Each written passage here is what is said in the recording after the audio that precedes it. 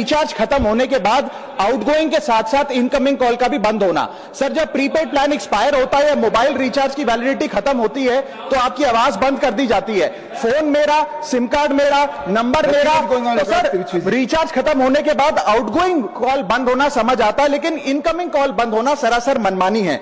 Sir, हमारा mobile number आज हमारी डिजिटल पहचान बन चुका है। एसेंशियल कम्युनिकेशन जैसे कि UPI payment, banking, OTP, train ticket OTP, PAN Aadhaar authentication, interview का कॉल, हॉस्पिटल का कॉल, मां बाप का गांव से कॉल, तमाम चीजें इनकमिंग कॉल और इनकमिंग एसएमएस से आती है, और वो इसलिए बंद कर दिया जाता है कि इंसान एक रिचार्ज कराना भूल गया।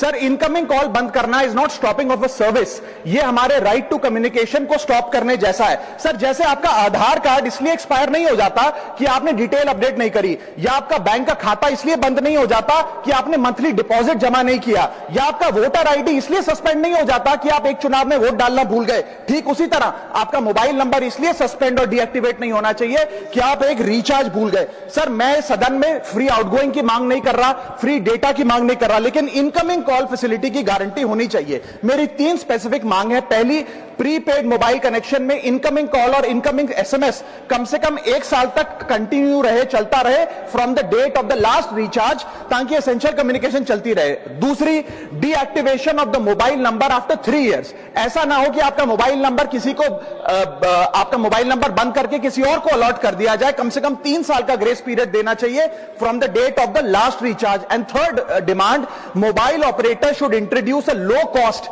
Incoming only plan. वो लोग जो सिर्फ इनकमिंग के लिए फोन रखते हैं उनके लिए, जैसे कि 10 रुपए में 180 दिन की इनकमिंग कॉल की फैसिलिटी, इस प्रकार की स्कीम्स मोबाइल ऑपरेटर को लानी चाहिए। दूसरी समस्या जो प्रीपेड कस्टमर्स फेस करते हैं वो है टेलीकॉम ऑपरेटर का 28 दिन का मंथली रिचार्ज।